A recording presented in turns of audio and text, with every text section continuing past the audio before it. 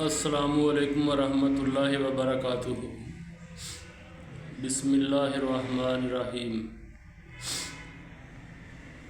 میں نے آج سے 30 سال پہلے ایک آرٹیکل پڑھا تھا، قریباً 30 سال بنتے ہیں۔ وہ کراچی سے تھے، سید صلاح الدین جماعت اسلامی کے۔ تو انہوں نے یہ نواز شریف اینڈ کمپنی کو غدار ڈکلیئر کیا اس آرٹیکل میں۔ تو چونکہ اس وقت ہم بھی مسلم لیگ نون کو ووٹ وغیرہ دیتے تھے، انہیں کو سپورٹ کرتے تھے، تو وہ بات اچھی نہ لگی دل کو۔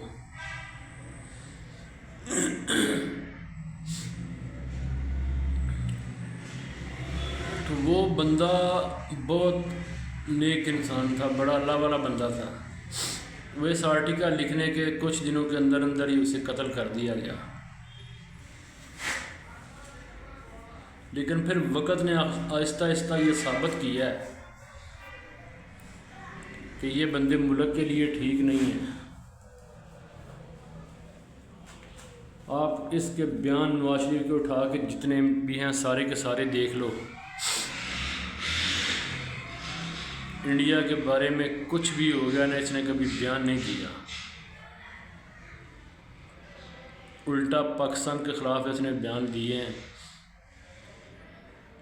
جو پاکستان کے لیے مسائل بھی کھڑے ہوئے، بڑا کچھ ہوا۔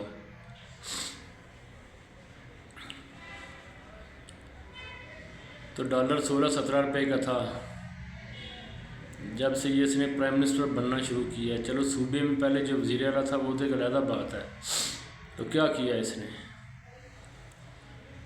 قرض اتارو، ملک سنوارو اسکیم اس نے اس کا جواب دیا ہے کہ وہ پیسہ جو اکٹھا ہوا، بہت پیسہ اکٹھا ہوا تھا۔ آج کل کے جو بچے ہیں انہیں تو اس بات کا شاید پتہ بھی نہ ہوگا۔ تو یہ بہت بڑی اسکیم چلائی تھی اس نے پاکستان میں، لیکن اس نے وہ پیسہ اکٹھا کیا اور باہر جا کے مکان لے لیے۔ حساب یہ دیتا نہیں ہے۔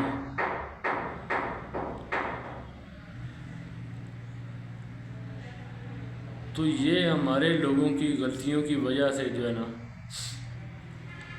یہ مالدار بن گئے ہیں دن رات ایک کر کے، اور ملک پیچھے چلتا گیا ہے۔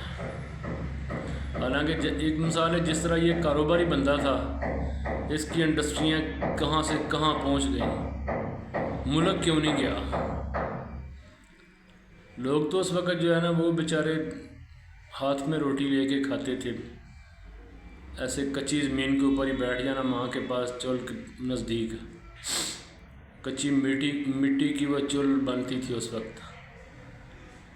تو آج تو لوگوں کے پاس بڑے بڑے گیس کے ماڈرن جو ہے نا وہ اوون آ گئے ہیں، کیا کچھ آ گیا ہے، ان میں پیزے بھی بنتے ہیں، ہر چیز ان میں بنتی ہے، کھانا گرم ان میں رہ سکتا ہے۔ تو ملک کیوں پیچھے چلا گیا دن بدن؟ کبھی ہم نے یہ سوچا ہے اگر ہم اپنا کوئی کاروبار کریں تو اس میں نقصان ہونے لگے تو ہم فوری طور پہ جو ہے نا اس کے بارے میں سوچتے ہیں یار یہ کیا ہوا ہمارے ساتھ؟ تو یہ ملک بھی ہمارا گھر ہے، ہر بندے کا جو یہاں رہ رہا ہے، چاہے وہ مسلمان ہے، سکھ ہے، عیسائی ہے، ہندو ہے، کچھ بھی ہے۔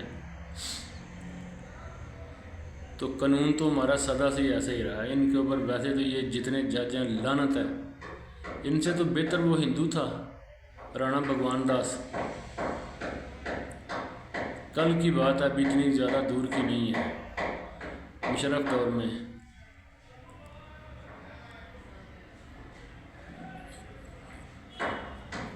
یہ تو ایسے ہی ان کو ہمیشہ بچانے کے لیے آئے ہیں، کیونکہ انہوں نے خود کھایا ہوا ہے حرام، تو یہ ان کو کیسے بچائیں گے؟ ابھی دیکھو وہ جج ہے، اس کے بیٹے نے جو ہے نا 2 لڑکیاں کسی غریب کی مار دی ہیں، بیٹیاں چھوٹی چھوٹی کچل دی۔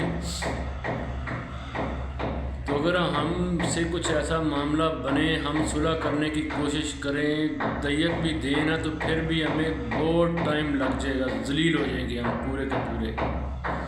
تو اس کے بیٹے کو نہ کسی نے پکڑا، کیونکہ ملک تو ان لوگوں کا ہے، ان لوگوں کو اس بات کا پتہ ہے کہ ہم لوگ تو ایسے ہی ہیں کیڑے مکوڑے، خالی ٹیکس دینے کے لیے، ان کی عیاشیوں کے لیے پیسہ مہیا کرنے والے ہم لوگ ہیں، ہماری صرف اتنی سی اوقات ہے۔ تو ہماری بیوقوفی کی وجہ سے، حالانکہ ایسا نہیں ہے۔ دیکھا بنگالیوں نے کیا کیا جن میں غیرت ہے۔ تو ہم آج بھی جو ہے نا، کچھ لوگ ان کے نعرے مارتے ہیں، کچھ دوسروں کے نعرے مارتے ہیں۔ نہ انہوں نے گیس نکالنے کی کوشش کی ہے کہ اس قوم کو جو ہے نا گیس کی ضرورت پڑے گی۔ ان کا آسان سا حل ہے، سردیوں میں ریٹ بڑھا دیتے ہیں۔ کسی دنیا میں ایسا نہیں ہے باہر جا کے، حالانکہ یہ حرام خور جتنے بھی ہیں بڑے بڑے سارے باہر رہتے ہیں، یہ وہاں سے سیکھتے نہیں ہیں، وہاں کا نظام یہ دیکھتے نہیں ہیں کہ یار یہاں نہ کبھی گیس کی لوڈ شیڈنگ ہوئی ہے، نہ کبھی اس کا ریٹ سال میں 2 بار بڑھا ہے۔ سردیوں میں ریٹ اور ہوتا ہے، گرمیوں میں اور ہوتا ہے۔ کیوں ایسا؟ سردیوں میں بھی گیس وہی چلتی ہے، گرمیوں میں وہی چلتی ہے، لیکن انہیں ہماری اصلیت کا پتہ ہے نا، اصل میں ہم کس قابل ہیں۔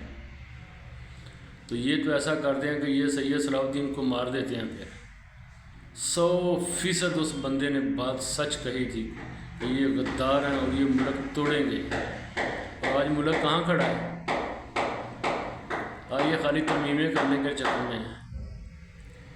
تو بہرحال چلو بات لمبی ہو گئی ہے، تو انشاءاللہ کل پھر دوبارہ اسی موضوع کے اوپر بات ہوگی۔ اللہ حافظ، السلام علیکم۔